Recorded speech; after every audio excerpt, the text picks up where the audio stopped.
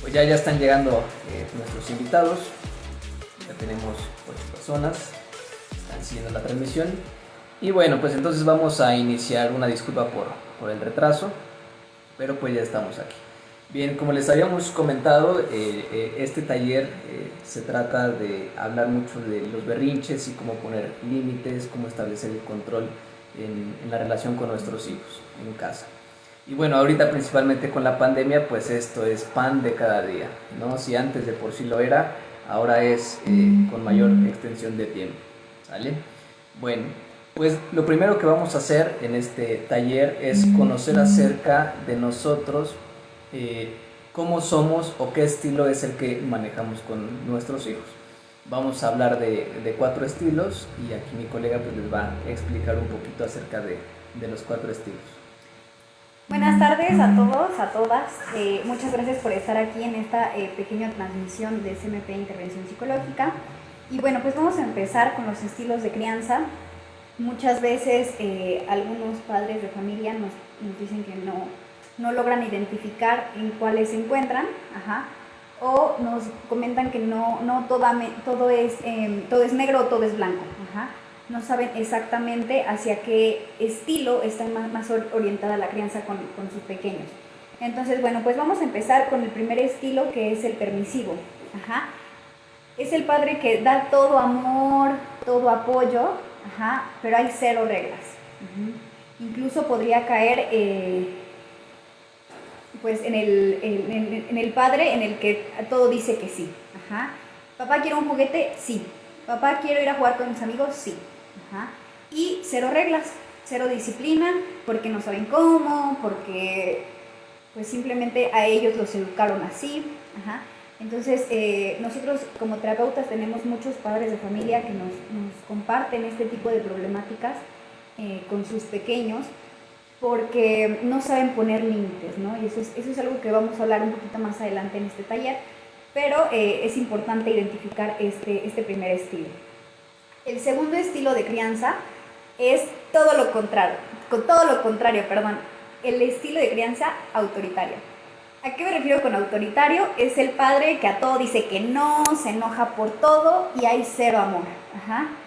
Como es un padre fuerte, como es una madre enojona, regañona, cae en el otro extremo. Todo el tiempo es regaños, gritos, autoridad, poder, y 0 afecto, 0 cariño. Por otra parte, también tenemos el estilo de crianza negligente. En este caso, bueno, pues es el estilo de crianza que no hay ni reglas, ni apoyo, ni afecto, no hay cariño. Entonces es, digamos que el estilo de crianza más preocupante, porque, pues bueno, tienen niños a su cargo, ¿no? Entonces en este estilo de crianza pues no hay responsabilidad, se la pasan en el teléfono, por ejemplo. No comparten tiempo con sus hijos, no los abrazan, no les dicen hijo te amo. Y por último, el estilo de crianza más bonito y el que todos quisiéramos tener, el democrático, en donde así como hay reglas, también hay afecto. Entonces es un estilo de crianza muy equilibrado, y es el que todos quisiéramos llegar, o es la meta de padres que quisiéramos tener.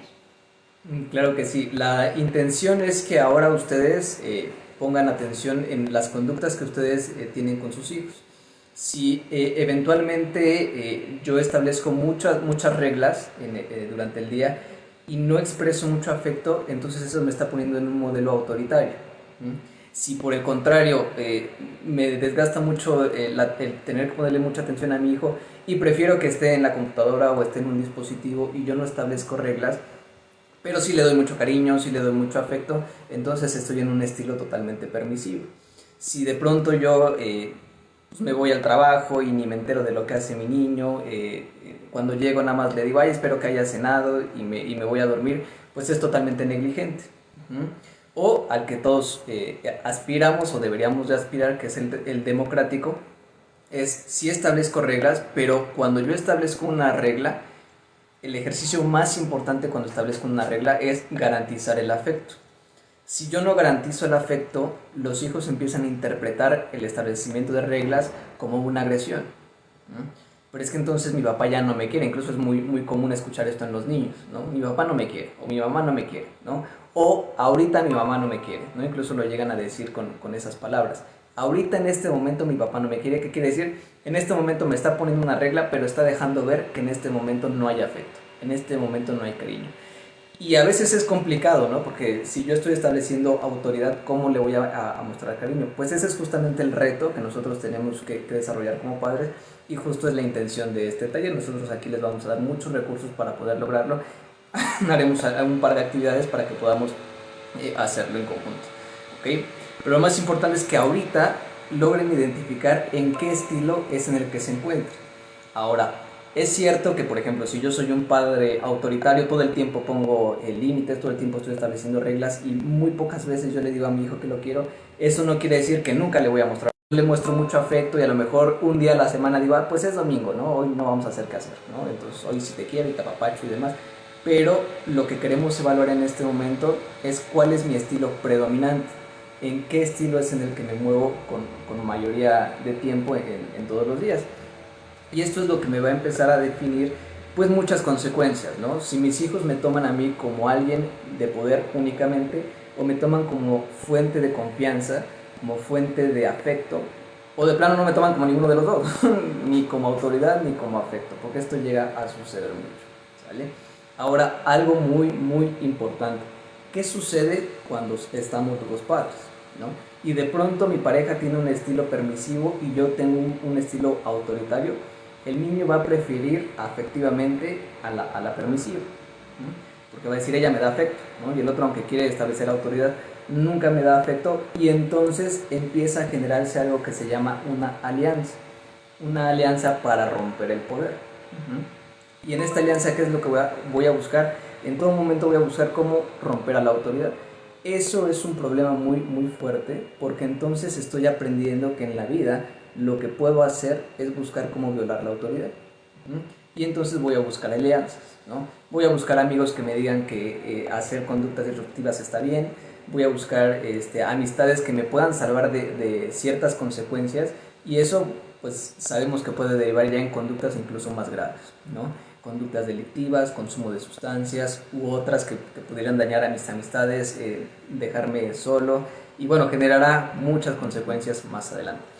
Por eso es súper importante que entre padres establezcan acuerdos. Si yo soy muy autoritario y yo digo que hoy no se sale, aunque puede ser algo muy exagerado, ella tendría que estar de acuerdo frente a los niños, ¿no? Frente a los hijos.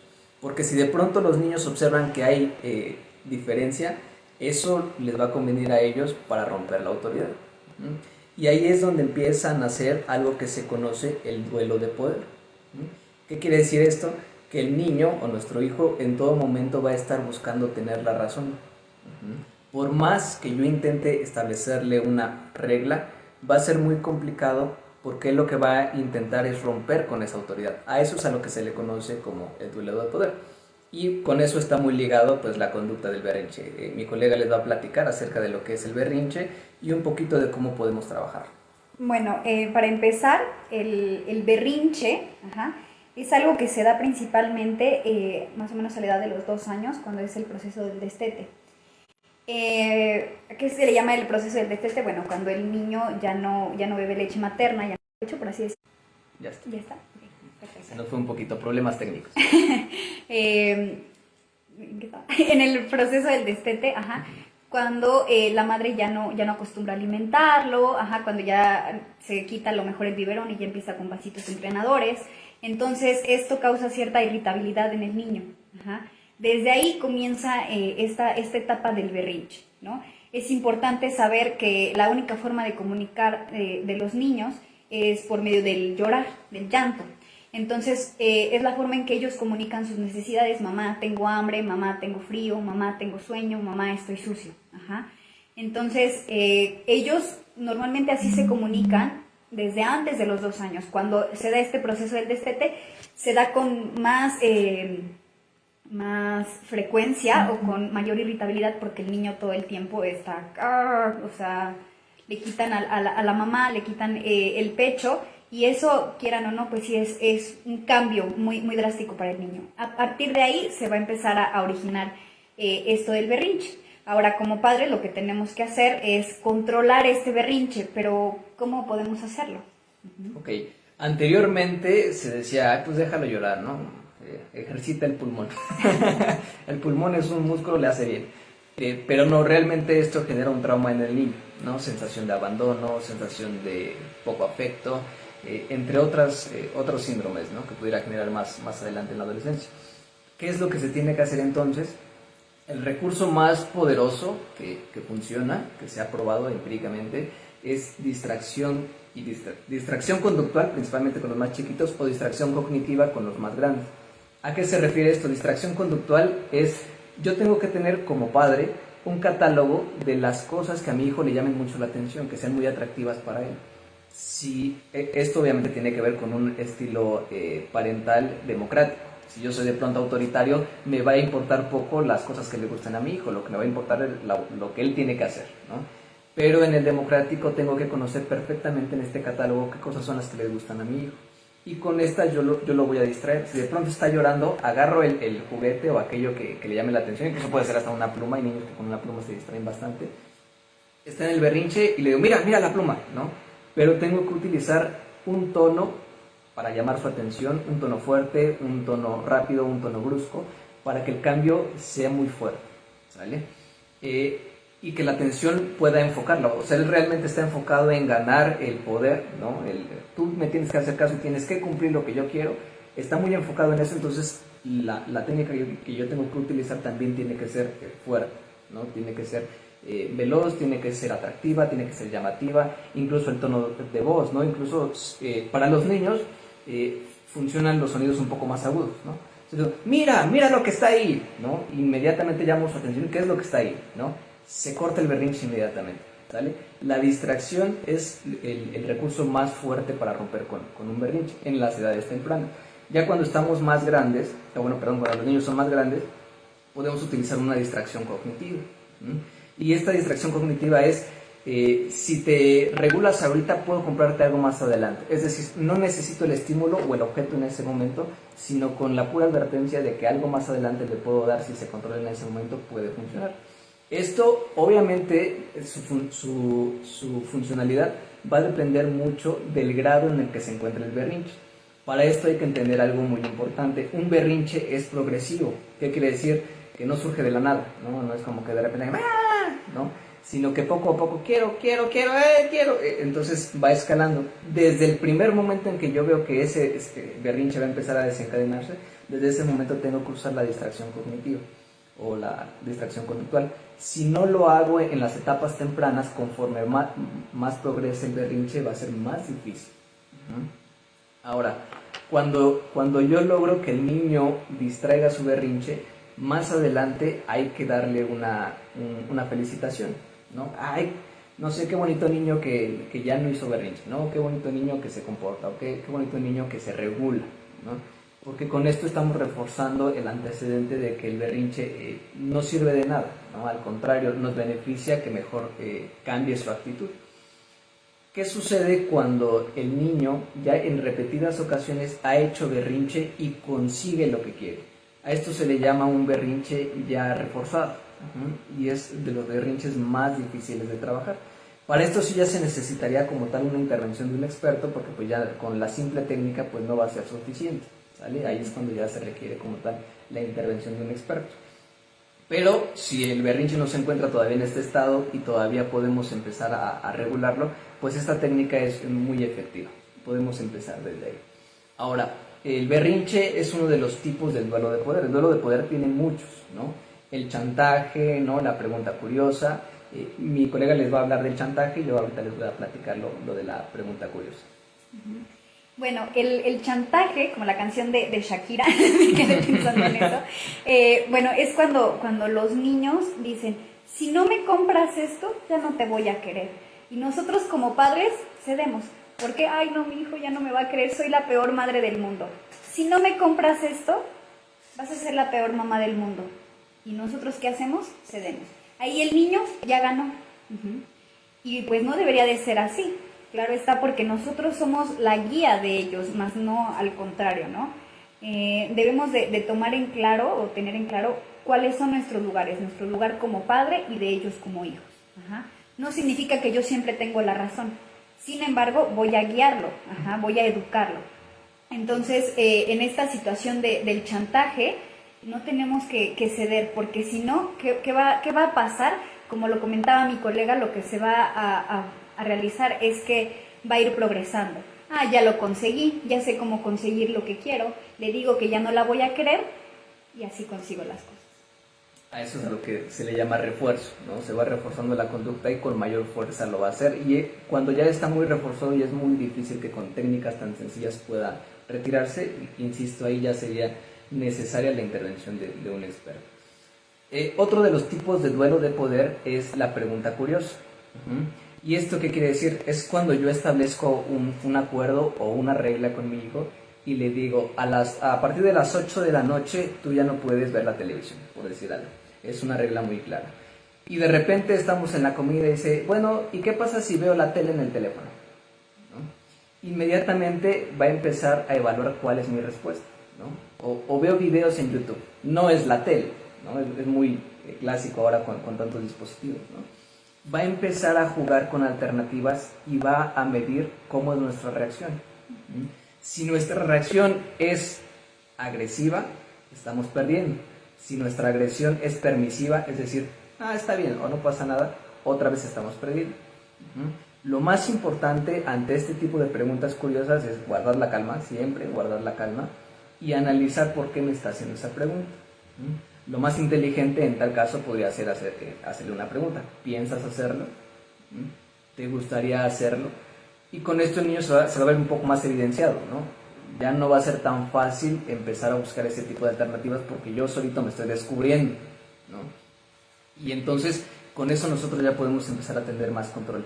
Pero es muy importante siempre que establezcamos una regla, y les aseguro que después de esta plática lo van a poder observar, establecen una regla y no pasará mucho tiempo en que empiecen esas preguntas curiosas, ¿no? No puedes salir con tus amigos. Y si él viniera a mi casa, y si viniera su mamá, ¿no? Porque ya empiezan a buscar otras formas de cómo violar esa regla. Esto no quiere decir que ellos sean malos o que sean competidores o que busquen violar mi ley, ¿no? Por decirlo así.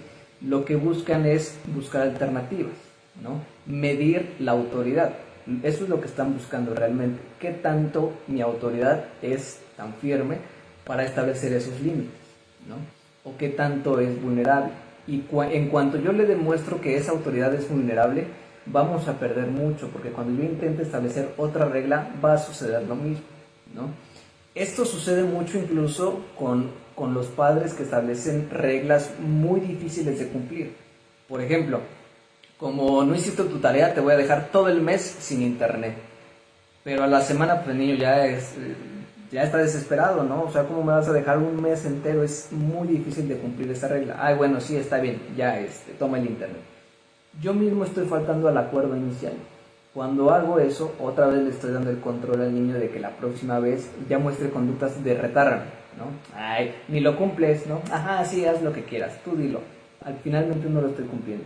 Y tienen la razón, ¿no? Porque yo estoy estableciendo reglas que son muy difíciles para mí mismo de cumplir. Entonces, ese es el consejo. Tenemos que establecer reglas o límites que incluso para mí sean muy sencillas de aplicar, ¿no? Por ejemplo, si de repente le digo, te voy a dejar sin celular, ¿no?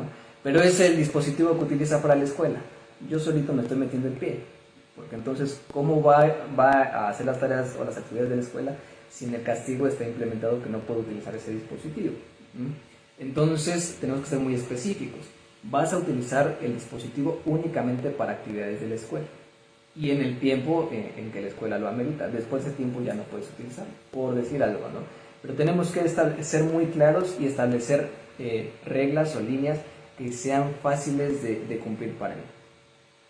Otro punto es cuando el niño se da cuenta que esas reglas las puede violar, viene esta conducta de retarme. Ahora, ¿qué podemos hacer cuando él cuando estamos en este punto, cuando ya en repetidas ocasiones yo mismo he faltado a mis reglas y el niño ya lo ve como, ay sí, ajá, tú no me vas a cumplir nada. Bueno, entonces vamos a establecer consecuencias muy pequeñas. Algo súper importante es que la consecuencia tiene que ser para el niño, para el hijo, porque muchas veces aplicamos una consecuencia que incluso me afecta a mí. Un ejemplo muy sencillo es cuando mi hijo y yo vemos una serie juntos, ¿no? Y entonces le digo, pues ya no vas a poder ver la serie, pero yo tampoco la voy a poder ver, y eso me está afectando a mí. Ese tipo de consecuencias hay que tratar de evitarlas a toda costa, porque si el niño ve que a mí me está afectando, va a haber una oportunidad de vulnerar la autoridad. Entonces hay que tener mucho cuidado con este tipo de situaciones.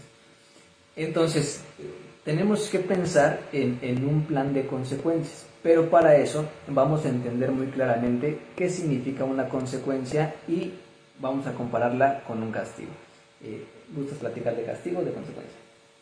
Pues bueno, comentar que las consecuencias justamente se derivan dos cosas. Ajá. Hay consecuencias negativas y consecuencias positivas. Ajá. Algunas son naturales y otras son artificiales. ¿A qué me refiero con naturales?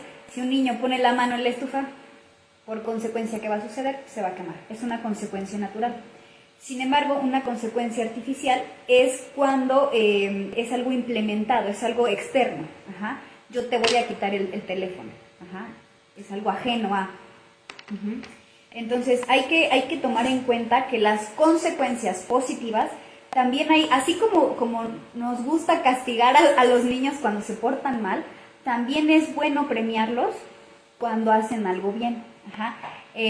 Comentábamos en talleres anteriores que así como prometemos, si no le recoges tu cuarto, ajá, no va a haber postre el día de hoy, ajá, así como les quitamos cosas, también les tenemos que agregar cosas. Y no me refiero a que les compren juguetes, no me refiero a que los consientan todo el tiempo, porque no es algo material. Simplemente con un elogio, como lo comentabas al inicio, con eso también podemos reforzar las conductas buenas. Oye, qué bonito se ve tu cuarto el día de hoy, muy bien. Y eso a los niños les gusta mucho, les gusta sentirse reconocidos. ¿Por qué? Porque son sus papás. Entonces les gusta que la gente reconozca lo que hacen bien. Entonces, como tal, hay que diferenciar estas consecuencias, que no todo debe ser negativo y todo debe ser positivo, sino debe estar equilibrado. Muy bien. En estas consecuencias positivas es muy importante entender la etapa o la edad del niño, de nuestro hijo. Si el niño está en edades de 6 a 12 años, tiene una regulación que se le llama externa. ¿Qué quiere decir eso? Que él no puede regularse de forma autónoma, necesita que alguien externo le enseñe a regularse. Entonces, en estas edades aplica muy bien el elogio que dice ella, ¿no? Se ve muy bien tu cuarto, te ves muy bien, a mí me gusta cómo te ves, porque la regulación es externa. Cuando estamos desde los 10 años hasta los 14, entrando en la pubertad, ya pasando a la adolescencia, el elogio tiene que ser más hacia él, ¿no? O sea, que él perciba cómo se siente. Él tiene que desarrollar su propio criterio. Por ejemplo, arreglaste tu cuarto, ¿cómo te sientes con ello? Me imagino que te hace sentir bien, ¿no? ¿Cómo te sientes haciendo tu tarea? ¿Cómo te sientes sin tener esa responsabilidad pendiente, ¿no? Hay que hacerlo muy consciente de cómo él se está sintiendo al ser responsable. Con eso estamos llevando esa regulación que en las primeras edades era externa a una regulación interna. Bueno, a mí me gusta cómo se siente mi cuarto, entonces eso va a empezar a aumentar la probabilidad de que yo lo haga de forma natural. Me parece que estamos teniendo problemas ahí con la transmisión. Si pudieran escribirnos para saber si lo están viendo bien o están teniendo problemas, ¿no? Creo que ya estamos recuperando la transmisión. Bueno, cualquier cosa pueden escribirnos, incluso si tienen dudas pueden hacerlas, plantearlas aquí mismo, aprovechen porque aquí mismo las podemos responder, para eso estamos aquí. También si pueden compartirnos en qué estilo ustedes se ubicaron.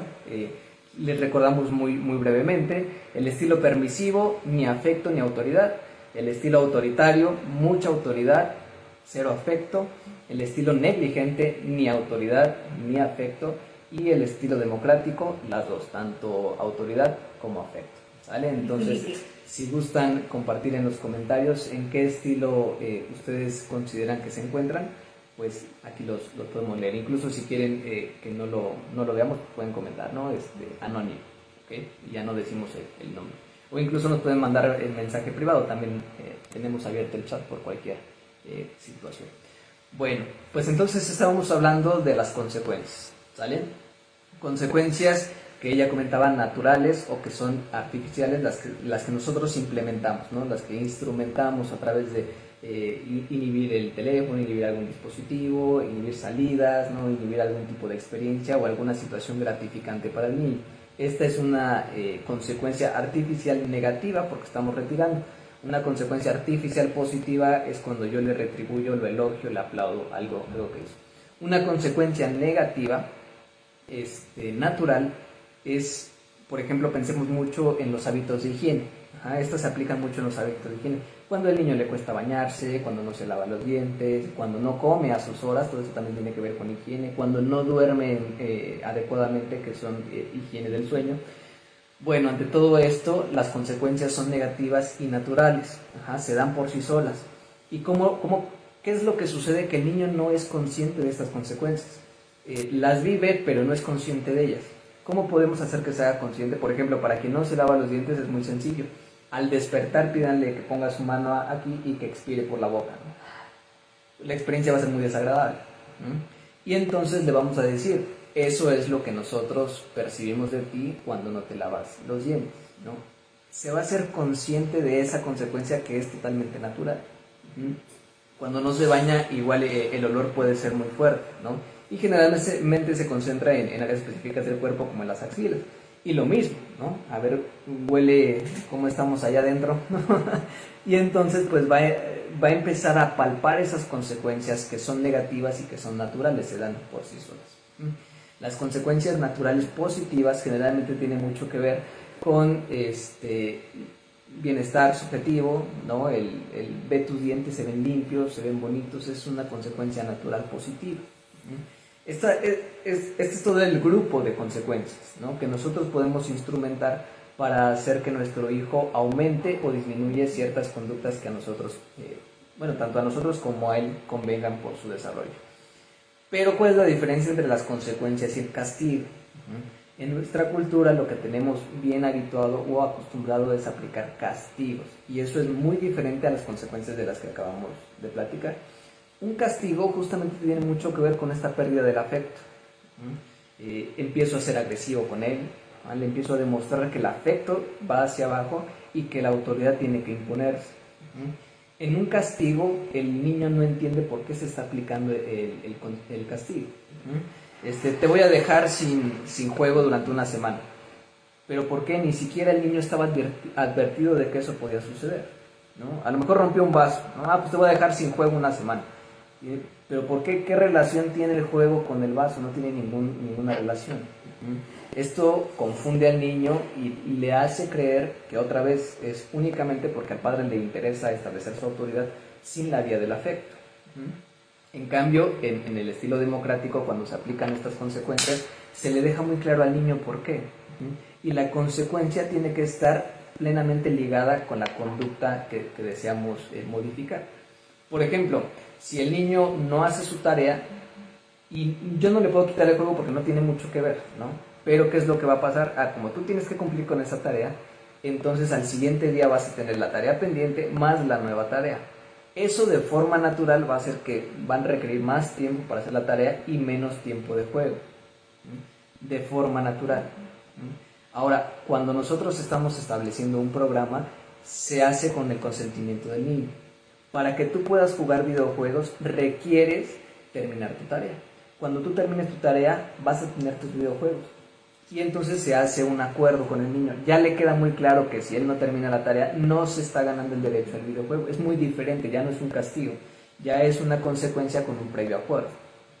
Y eso a los niños les hace sentir que son responsables, que son valorados, porque se valora mucho su opinión y principalmente su consentimiento.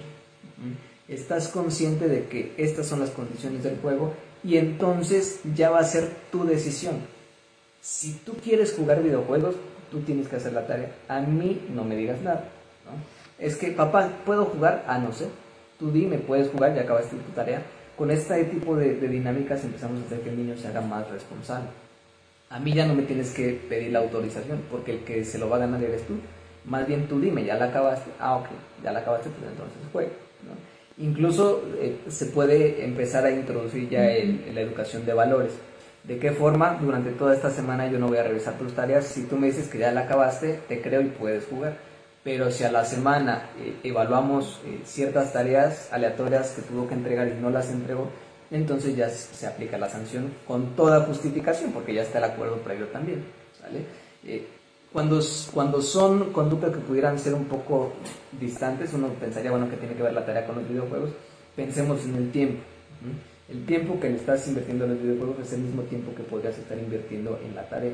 Y por eso es que te va a afectar no hacer la tarea, porque entonces vas a tener más responsabilidades, menos tiempo para juego y más tiempo lo vas a tener que utilizar en tu responsabilidad. Además, en el castigo, pues muchas veces se utilizan técnicas agresivas, el grito, el golpe, ¿no? Y este tipo de situaciones hay que evitarlas a toda costa. O sea, si hay gritos, si hay golpes, va a ser muy difícil que logremos establecer la autoridad por la vía del afecto. A lo mejor se establece autoridad, pero por la vía del miedo, ¿no? O sea, pues sí respeto a mi mamá, pero más bien le tengo miedo, ¿no? Entonces hay que tener mucho cuidado con esto. ¿Por qué? Porque entonces cuando el niño tenga un problema, no va a recurrir a nosotros, va a recurrir a amigos o a personas que seguramente no le darán los mejores consejos. Y después, pues nosotros mismos, es un shock, ¿no? ¿Por qué mi hijo no confía en mí? Ah, no confía en ti porque lo has educado a través de la vía de la autoridad y del miedo, no del afecto, ¿vale? Eso es súper importante.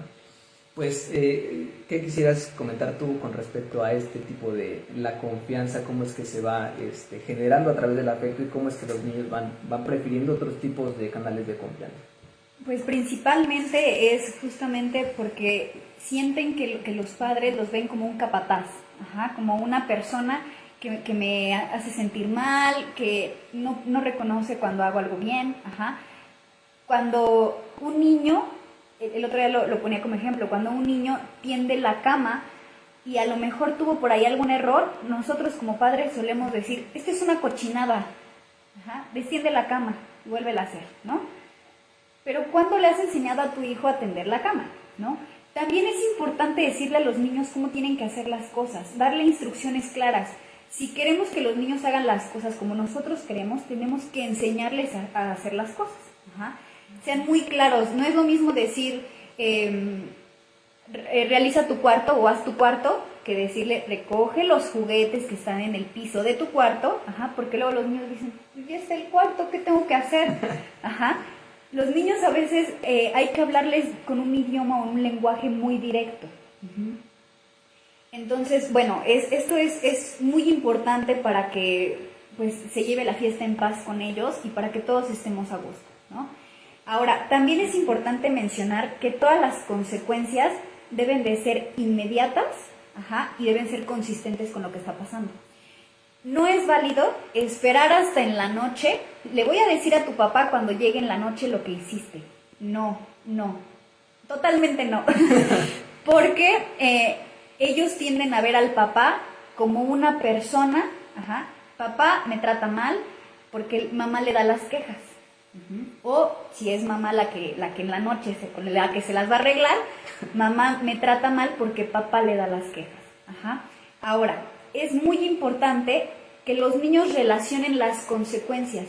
¿Por qué me van a dejar sin postre el día de hoy? Cuando es hasta en la noche hablamos con tu papá, ya pasó mucho tiempo. O sea, el niño ya ni se va a acordar, sí lo hice. Y el papá, ¿qué puede decir si él no estaba ahí? Sí, hijo, pórtate bien, hazle caso a tu mamá, ¿no? Porque la persona no estuvo ahí. La consecuencia ya no sirve como si hubiera sido inmediata y consistente. Entonces, por eso es muy importante no dejar pasar tanto tiempo. Tiene que ser inmediato para que el niño entienda la relación de lo que hizo mal con la consecuencia. Así es, muy bien. Mi colega dijo una palabra clave que siempre utilizamos cuando hablamos con los padres, ¿no? El capataz, ¿no? La imagen del capataz. Cuando nosotros estamos reprendiendo a nuestros hijos, tenemos que preguntarnos eso en todo momento. ¿Estoy siendo el capataz o estoy siendo únicamente el que establece la autoridad. ¿Cómo podemos ver esta diferencia? Generalmente se ve en la expresión del niño, ¿no? Si la expresión del niño es de miedo, de rechazo, de desdén, incluso de desprecio, quiere decir que nos está viendo como el capataz, ¿no? En cambio, si yo estoy estableciendo la regla, a lo mejor puede haber berrinche, ¿no? Eso sí, se enoja y me ve feo y demás, pero si yo me mantengo en la línea, no pasará mucho tiempo en que esa expresión se mantenga. Si yo me engancho y le digo, ¿por qué me haces esas caras? Y demás, estoy entrando otra vez al papel del capataz. Si yo utilizo agresión, tono fuerte, tono agresivo, golpes, incluso hago ruidos, o oye, ¿qué está pasando? ¿No? Incluso los que gritan, ¿no? Para espantar, estoy colocándome en el papel de un capataz. Pero en cambio, si lo estoy llevando a través de la negociación o de los límites, estoy únicamente estableciendo la autoridad, ¿sale? Incluso muchos padres me han preguntado, ¿no? Pero bueno, si yo estoy reprendiendo, le estoy aplicando una consecuencia, ¿se vale mostrarle afecto? Por supuesto que sí. No solo se vale, es necesario. Es necesario decirle, yo te quiero mucho, hijo, pero lo que hiciste no estuvo bien. O lo que hiciste, pues te va a traer consecuencias, ¿no? Y lo tenemos que resolver. En este caso les pongo un ejemplo de un niño que rompió su Nintendo, ¿no? Tenía un Nintendo y lo rompió. Y entonces pues el niño llegó todo espantado y no, yo no lo hice, ¿no? Y el papá ya con previo entrenamiento llegó y le dijo, ¿sabes qué, hijo? Sé que tú lo hiciste, pero no pasa nada, yo te quiero mucho. Lo vas a tener que pagar porque tú eres el que lo rompiste, ¿no? Con tus ahorros, o ya veremos cómo, yo te ayudaré a cumplir esa consecuencia, pero la consecuencia se va a aplicar y tienes que hacerte responsable. ¿Qué sucedió? Que la próxima vez que el niño rompió algo, él solito llegó y dijo, lo rompí pero lo voy a pagar, ¿no? O sea, y es una respuesta totalmente diferente, porque el niño ya se hace consciente de que hay consecuencias, todo acto tiene consecuencias y se tiene que cumplir. Es algo muy difícil porque muchas veces los padres cometemos el error de sobreprotegerlos. Si veo que mi hijo se equivoca, en lugar de hacerlo consciente o responsable, lo sobreprotejo de la consecuencia. Cuando las autoridades, coordinación o maestros llaman a los padres, es que su hijo esto, no, mi hijo, ¿cómo? No, mi hijo jamás haría algo así, ¿no? Generalmente son ese tipo de respuestas, antes de ver qué es lo que está sucediendo. Un padre más responsable, con ya previo entrenamiento, le diría, platícame qué fue lo que sucedió, si lo hiciste y qué consecuencias crees que amerita. Pero el niño también ya tiene que tener cierto avance en esta conciencia de que todo tiene consecuencias. Y es muy importante que nosotros les enseñemos que todas las consecuencias son naturales y se tienen que cumplir. Muchas veces, esto tiene mucho que ver con el significado del error. Le asociamos a nuestro hijo que si se equivoca le retiramos el afecto. Y eso es a lo que principalmente le tienen miedo los niños, no es hacerse responsables. De hecho, los niños son muy, muy buenos para abrazar la responsabilidad. A mí me ha sorprendido con los niños que hemos trabajado, porque incluso ellos mismos dicen, pero papá, ya sé cuál es mi consecuencia, yo mismo voy a hacer valer esa consecuencia. Entonces es muy importante hacerlo, encaminarlos hacia ese sentido y que ellos mismos puedan aplicar esas consecuencias consigo mismos. Hacerlos responsables. Muchas veces decimos, es que él como no quiere hacerse responsable, por eso no quiere aceptar lo que hizo. No es cierto, no quiere aceptarlo porque tiene miedo a que se le retire el afecto, a que sea rechazado por la sociedad o por alguien querido. Eso es el principal temor. Pero si nosotros le garantizamos el afecto, es lo más importante. ¿Sabes qué, hijo? Pase lo que pase, siempre serás mi hijo, siempre te voy a creer. ¿Qué fue lo que sucedió? Inmediatamente vamos a abrir la puerta a que se descosa, ¿no? Y que nos diga, pues es que yo hice esto y es que él me dijo y yo le aventé y se descosa, ¿no? Pero es muy importante este discurso. Si de pronto descubren que su hijo hizo algo malo, hay que iniciar con esta frase, ¿sale? Hijo, pase lo que pase, tú eres mi hijo y yo te voy a creer mucho y quiero que me digas qué fue lo que sucedió.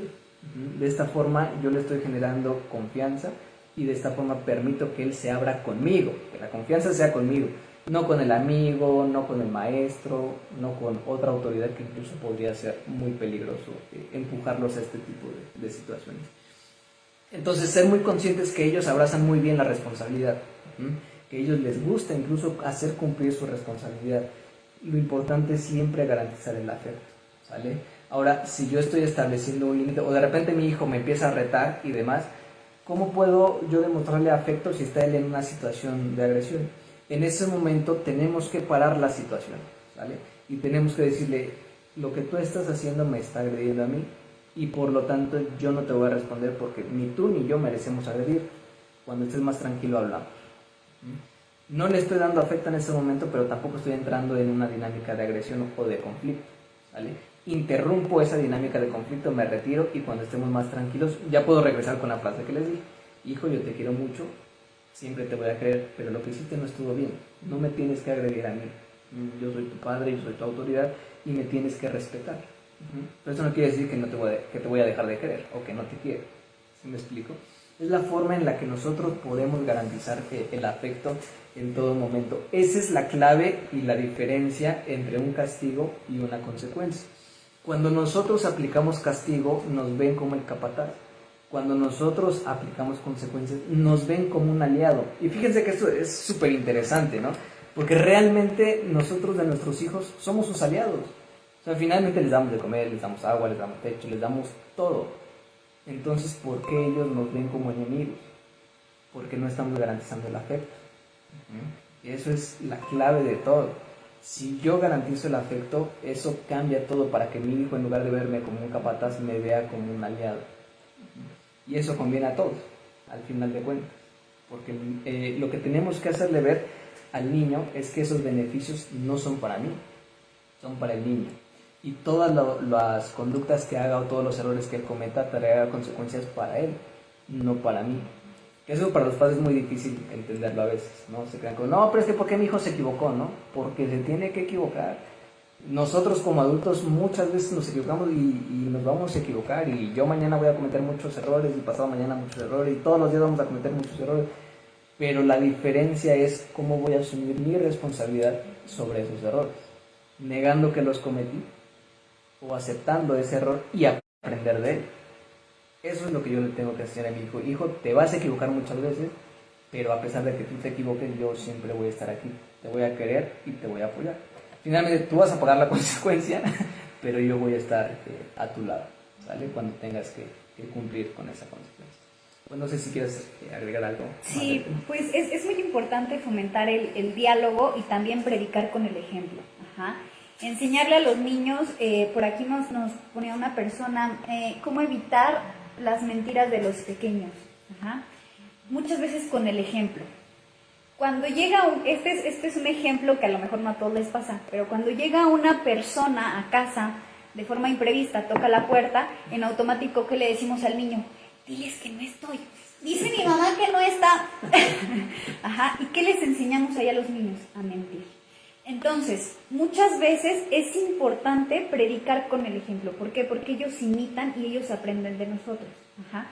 Para los niños, los papás somos como el principal pilar en el que pueden apoyarse y del que pueden aprender. Ajá, es la guía principal. Entonces, si desde que nosotros no les enseñamos a decir la verdad, les enseñamos a escondernos, los niños aprenden esto. Ajá. Si les enseñamos con violencia, los niños aprenden con violencia. Si les enseñamos groserías, los niños aprenden a decir groserías. Entonces, es muy importante, como padres de familia, fomentar esto. No es bueno decir mentiras, ajá, y predicar con el ejemplo. Hay que entender muy bien por qué son las mentiras, porque hay diferentes tipos de mentiras, ¿no? Si la mentira está siendo para evitar alguna consecuencia, hay que pensar que lo principal que puede estar evitando es algún rechazo o alguna pérdida de afecto. Si la gente descubre lo que hice, va a dejar de quererme.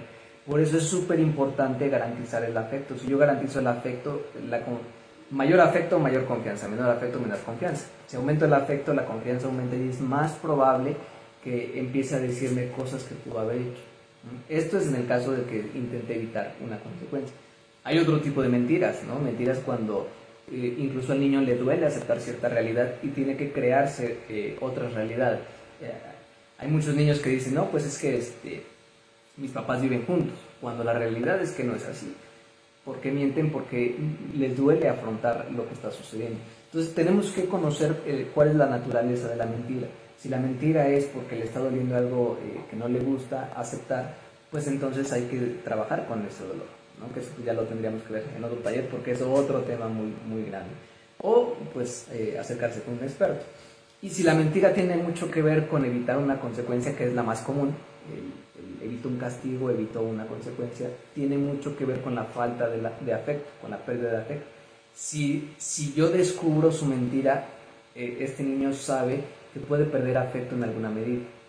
Por eso la va a cuidar y la va a proteger a toda costa. Y muchas veces, aunque se le evidencie, no, aquí está la evidencia de que fuiste tú. No, no fui yo. No. O sea, a pesar de que está la evidencia, no, porque no, lo que no quiere es perder el afecto. Por eso es súper importante en todo momento garantizar. ¿Tenemos alguna otra pregunta? Y guardar la calma. Sí. Guardar la calma, porque incluso los niños a veces nos advierten con un: si te digo algo, ¿no te vas a enojar? Pregunta curiosa. Ojo ahí, ajá. A ver, no prometan lo que no van a cumplir, porque también se llega a dar esto de que los papás dicen: y entonces yo lo que hice fue decirle: ándale, pues a ver, dime qué pasó. Es que rompí toda la vajilla. ¿Cómo que rompiste? Y explotan luego, ¿no? Entonces, también hay que ser conscientes de lo que prometemos y cumplirlo. Si le estoy prometiendo: no me voy a enojar, hijo, a ver, ¿qué pasó? Y abrimos ahí el diálogo. Ajá. Prometieron no enojarse. Ajá. Ojo con lo que están prometiendo. Si prometieron no enojarse, pues ni modo, se lo aguantan y: ok, hijo, está bien, no te preocupes. Ajá. Entonces, como comentaba él, es fomentar el diálogo y también esta confianza para que los niños estén abiertos a decirnos cuando algo sucede. Y asumir la responsabilidad.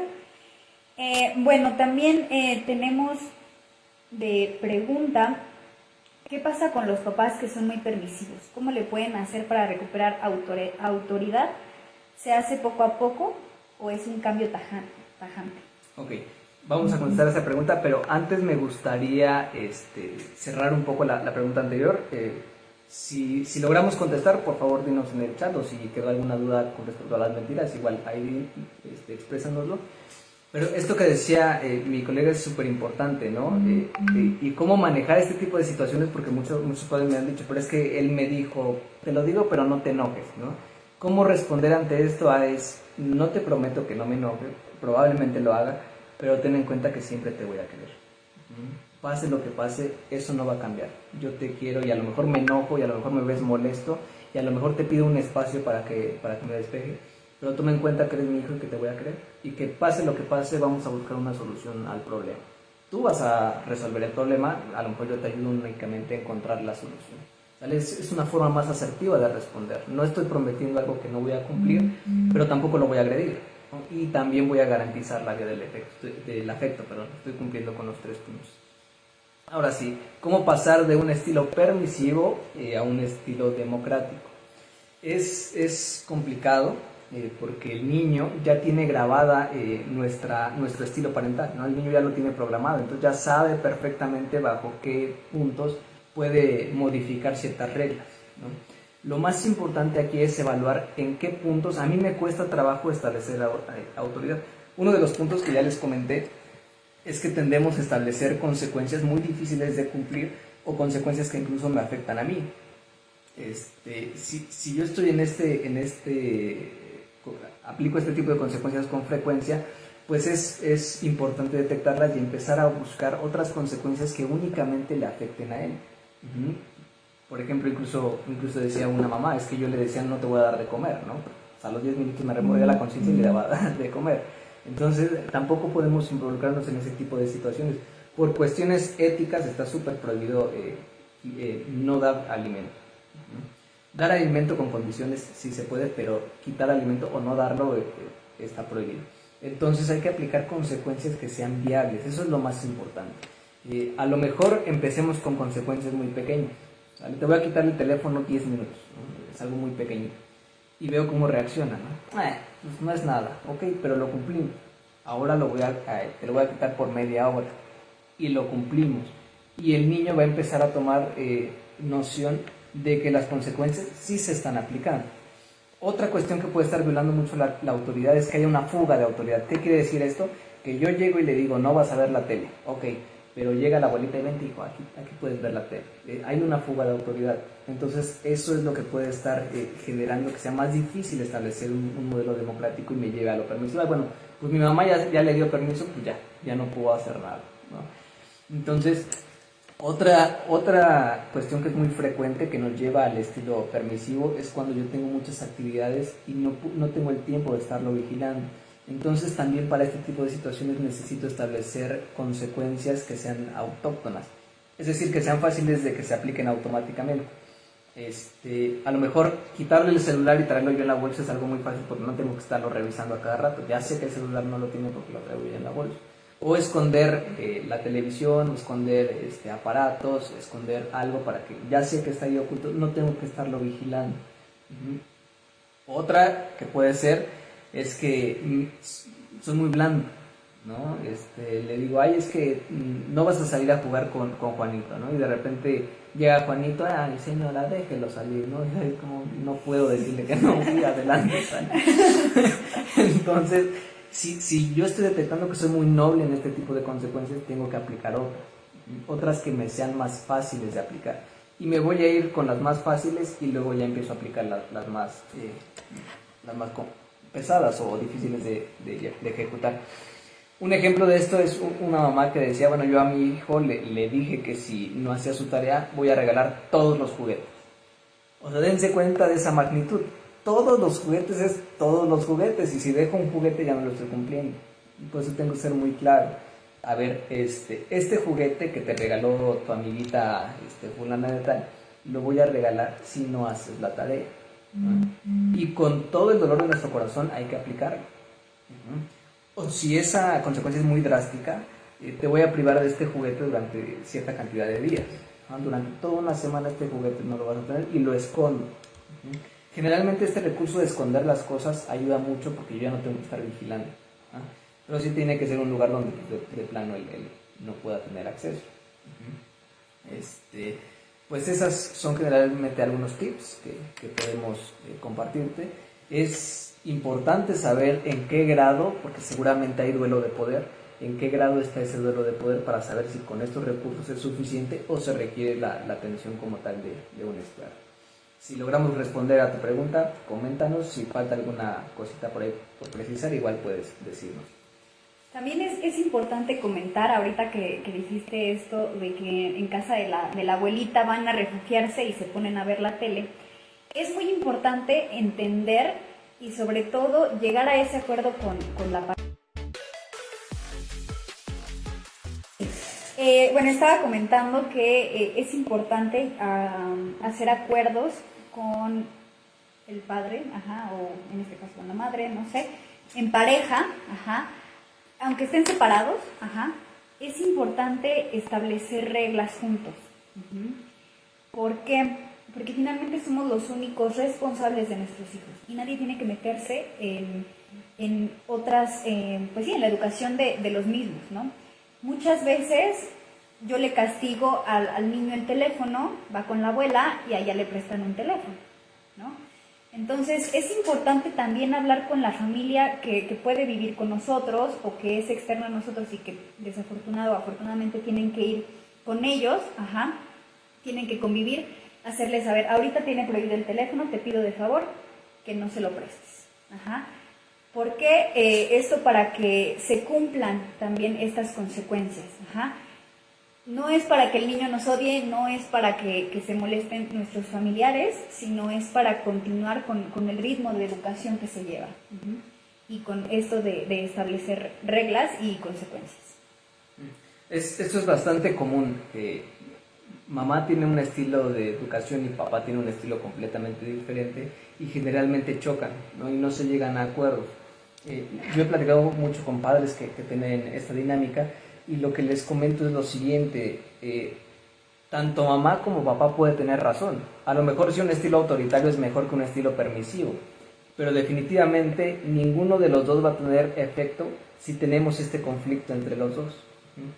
Incluso si adoptáramos un modelo un poco más noble, funcionaría más que un modelo donde hay conflicto entre las dos partes de autoridad, porque entonces el niño no tiene base de nada. En cambio, si se establecen acuerdos, hay mucho piso, como le llamamos, para tomar otras decisiones. Yo sé que si le digo no ves la televisión, él va a cumplir porque no hay fuga de autoridad. O sea, si llega papá, es que mamá me castigó con la televisión. Bueno, pues te lo castigó, hay que cumplir. por algo tomó esa decisión. Aunque pueda mamá estar mal, ¿no? A lo mejor mamá cometió un error, ya después se habla con mamá, pero siempre que se hable, las partes de autoridad tiene que ser cuando no estén los niños presentes.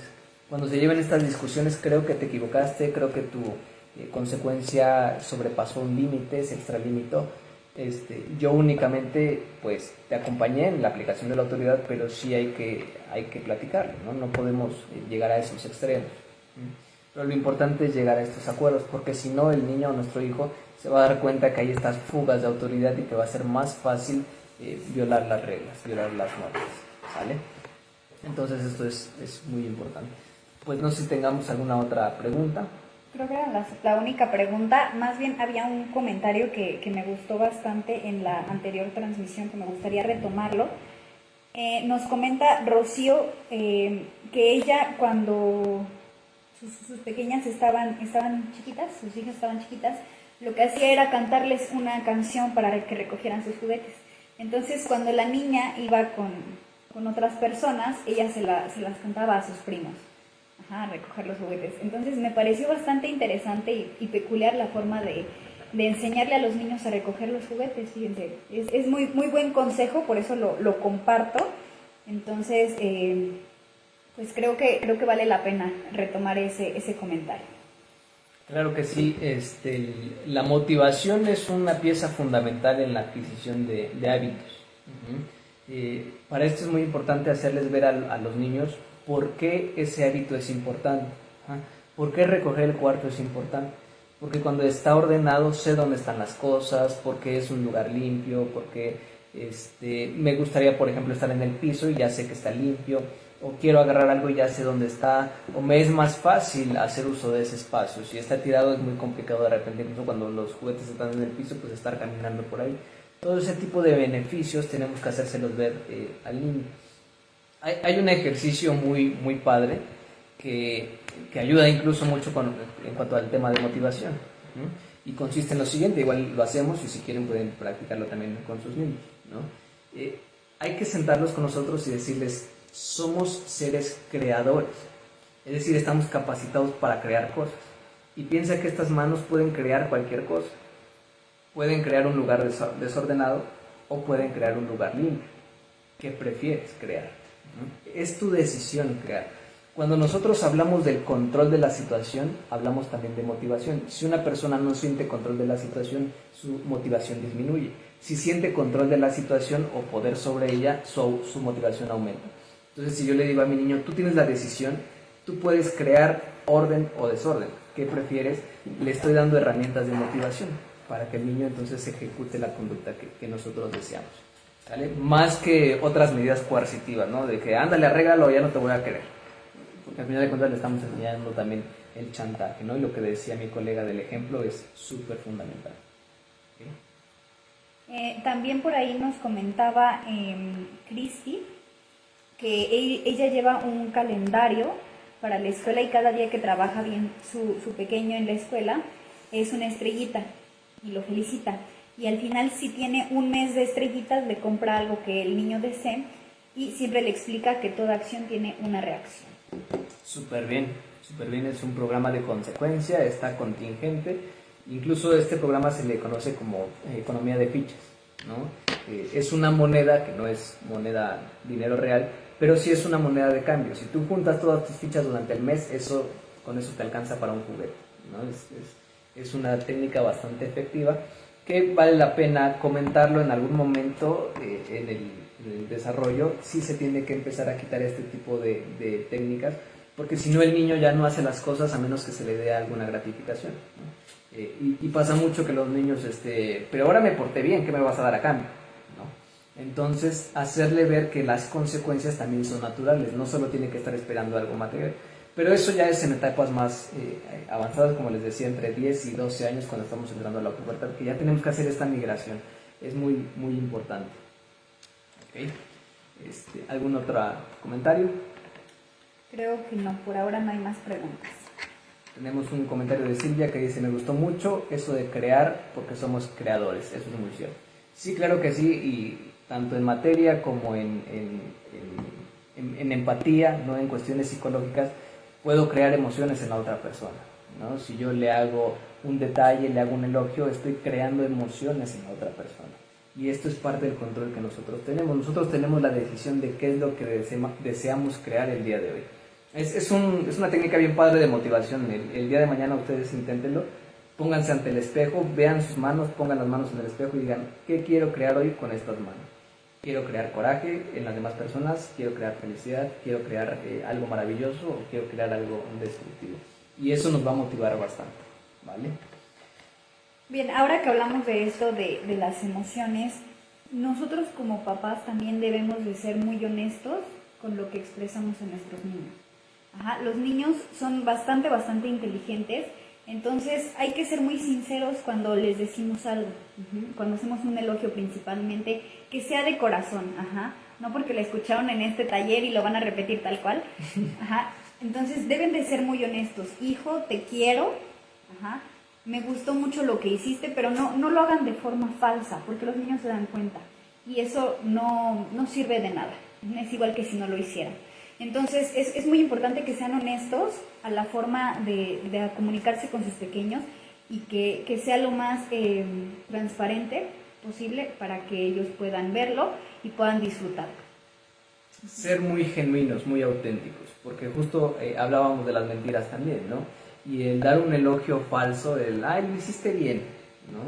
El niño lo ve, lo siente. Entonces, si yo estoy viendo la televisión y el niño me dice, mira lo que hice, y realmente no le estoy poniendo atención, mejor decirle, sabes que dame un momento porque estoy viendo la televisión, ahorita te atiendo. Es 100 veces mejor darle un comentario de ese tipo, decirle, sí está bonito. El niño se va a sentir totalmente invalidado, o sea, va a ser mucho peor decir este tipo de comentarios y es un elogio falso. Y lo peor es que él va a aprender a hacer, ¿no? Cuando yo le diga, hijo, ¿qué tal te pareció esto que hice para ti? Está bien. Y nos va a dejar igual, ¿sale? No sé si quieres comentar. Bueno, también quería comentar que es muy importante esta cuestión de que no todo es material. Debemos de tener muy en claro que no porque los niños hagan las cosas bien se les tiene que premiar con algo material. Ahora, también es importante que los niños se sientan reconocidos. ¿Por qué? Cuando un niño llega de la escuela y nos dice, mamá, ¿qué crees que hoy en la escuela pasó esto? Sí, hijo, no me interesa. Estoy en una llamada. Híjole, o sea, los niños sienten así como una cachetada, ¿no? Entonces también pongan la atención a sus hijos. Si están en una llamada, permíteme tantito, pequeño, ahorita te atiendo. Ahorita me cuentas cómo te fue, ¿sale? Pero no solamente invalidar lo que nos está diciendo. Ahora también es muy importante que si nuestro niño nos dice, mamá, ¿qué crees que hice esto? No, ¿qué crees que tendió hoy muy bien la cama así como a ti te gusta? No es bueno decirles, es tu obligación, es lo que tenías que hacer. No, porque ahí, en vez de reforzarlo, el niño va a decir, pues ¿de qué sirve que lo haga? No lo reconoce. Entonces esto también es muy importante. Pónganse a la altura de los niños y ustedes qué sentirían si llegan con alguien, con su jefe, con su esposo, con quien ustedes quieran y le quieren comentar de algo que hicieron bien y que esa persona les diga, sí, está bien, qué bueno que lo hiciste, es tu obligación.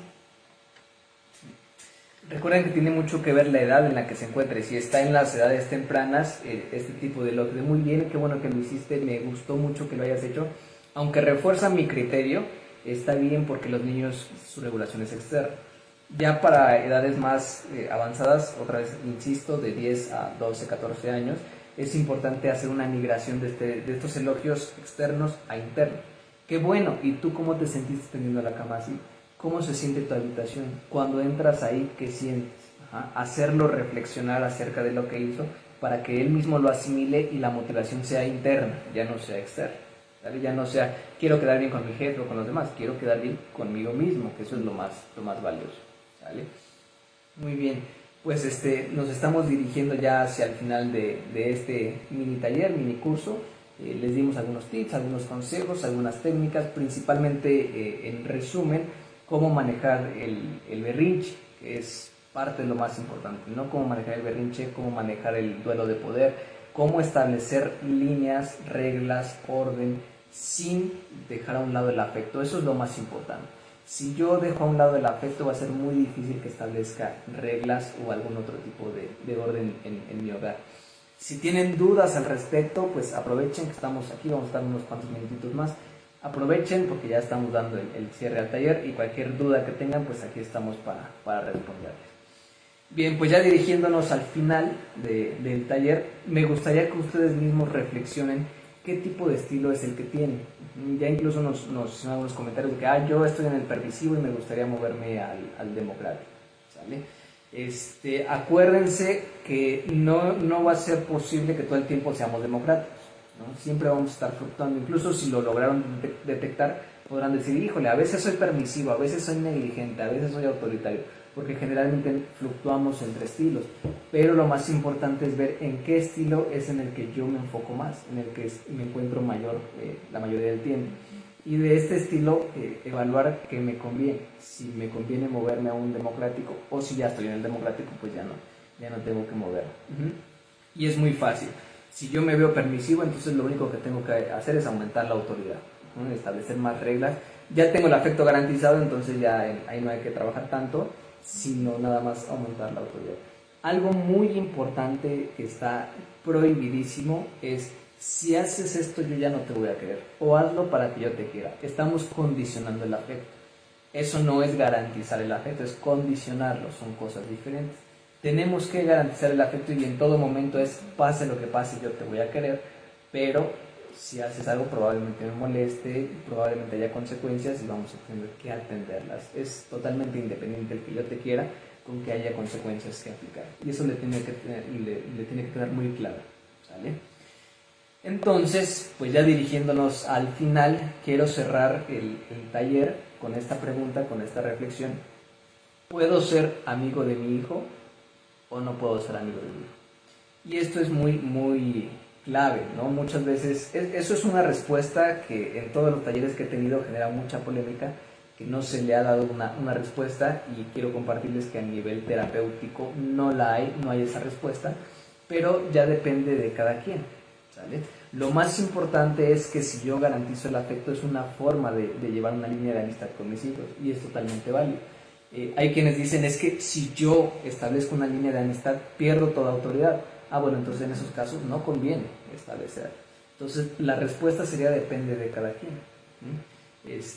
Pero no está contraindicado, tampoco está recomendado, ¿no? Más bien dependerá de cada uno de ustedes que tomen esa decisión.